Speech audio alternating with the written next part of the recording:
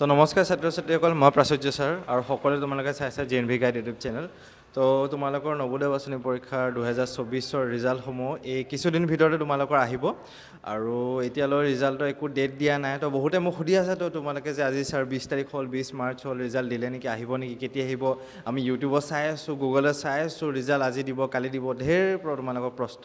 তো যেতিয়াই ৰিজাল্ট আহে লগালগ তোমালোকৰ ৰিজাল্টসমূহ মই জনাই দিম মই আমাৰ ইউটিউব চেনেলটোতে তোমালোকে ৰিজাল্টসমূহ পাই যাবা অৰ্থাৎ আমাৰ যিটো হোৱাটছএপ গ্ৰুপ আছে তোমালোকক সকলোকে জনাই দিয়া যাব আৰু তোমালোকে এইটো মোৰ নাম্বাৰটো আছে মোৰ নাম্বাৰটো ছেভ কৰি থৈ দিবা তো তোমালোকক তাতে হোৱাটছএপ ষ্টেটাছে হওক বা আমাৰ হোৱাটছএপ গ্ৰুপতো তোমালোকক যোগদান কৰি দিব পাৰিম বা যেনেকৈ হওক তোমালোকে ৰিজাল্টটো লগালগ গম পাই যাবা এতিয়া টেনশ্যন নোলোৱা এতিয়া চিন্তা নকৰা তোমালোকে ৰিজাল্টটো লগালগ যেতিয়া আহিব মই জনাই দিম ৰিজাল্টটো এতিয়া কি হয় নৱোদয় মই বাৰে প্ৰতি 3-4টা ভিডিঅ' আগৰ পৰা কৈ আছোঁ নৱোদয় ৰিজাল্টটো কেতিয়া দিব কৈ নিদিয়ে আমাক কাকোৱে কৈ নিদিয়ে কোনেও গম নাপায় ইউটিউবত এনেই মানুহে হাজাৰটা দুনিয়াৰ ভিডিঅ' বনাই থাকে গুগলত এনেই তোমালোকৰ এইবিলাক দি থাকে ষ্টুডেণ্টক প্ৰব্লেমত লগাবলৈকে দি থাকে তো তোমালোকে এইবিলাক নাচাবা তো তোমালোকে মোৰ ইউটিউব চেনেলটোতে পাই যাবা আৰু যেতিয়া নৱোদয় ৰিজাল্টটো দিব এতিয়া নৱোদয় ৰিজাল্টটো কেতিয়া দিব কোনেও ক'ব নোৱাৰে তোমালোকক তো হাজাৰ ইউটিউবত মানুহে কৈ আছে সেইবিলাক এনেই ফেক সেইবিলাক এনেই ভুৱা গুগলত কৈ আছে সেইবিলাক চব ভুৱা তোমালোক তো যেতিয়া ৰিজাল্টটো তোমালোকৰ দিব লগালগ ৰাতিকে দি দিয়ে বা আবেলি দি দিয়ে লগালগ মই তোমালোকৰ ৰিজাল্টটো জনাই দিম আৰু ৰিজাল্টটো এইকেইদিনৰ ভিতৰতে আহিব মাৰ্চ মাহৰ ভিতৰতে আহিব আজি ৰাতিও আহি যাব পাৰে অহাকালি ৰাতি আহিব পাৰে পৰহিও আহিব পাৰে 10 দিন পিছতে আহিব পাৰে এই মাহৰ ভিতৰতে তোমালোকৰ ৰিজাল্টটো পাই যাবা আৰু এতিয়া বহুতে ভাবি আছে যে ছাৰ 6ত এডমিশ্যনটো আমি নলওঁ নেকি এতিয়া বৰ্তমান যিখন স্কুলত পঢ়োঁ বা কি কৰোঁ তোমালোকে 6ত এডমিশ্যনটো ল'ব লাগিব কাৰণ কিয় হ'ল তোমালোকৰ টিচিখন দিব লাগিব ট্ৰেন্সফাৰ চাৰ্টিফিকেট যেতিয়া নৱোদয়ত তোমালোকে এডমিশ্যন হ'ব তেতিয়া তোমালোকে ট্ৰেন্সফাৰ চাৰ্টিফিকেট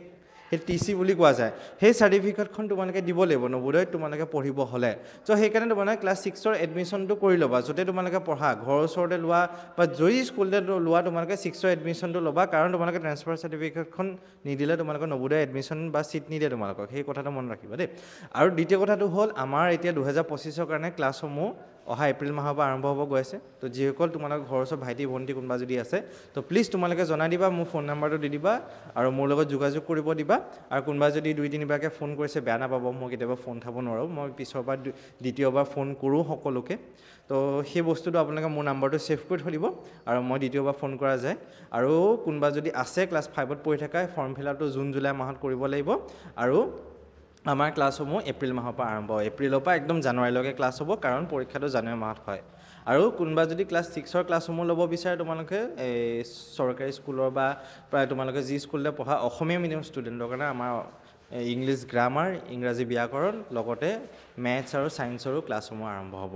ইংৰাজী ব্যাকৰণ অসমীয়া মিডিয়ামৰ কাৰণে আৰু মেথছ আৰু ছায়েন্সৰ অসমীয়া মিডিয়ামৰ কাৰণে ক্লাছসমূহ আৰম্ভ হ'ব মেথছ আৰু ছায়েন্সটো তোমাৰ চৰকাৰী স্কুলৰ ষ্টুডেণ্টৰ কাৰণে হ'ব ইংৰাজী ব্যাকৰণটো প্ৰাইভেট চৰকাৰী দুটা মিডিয়াম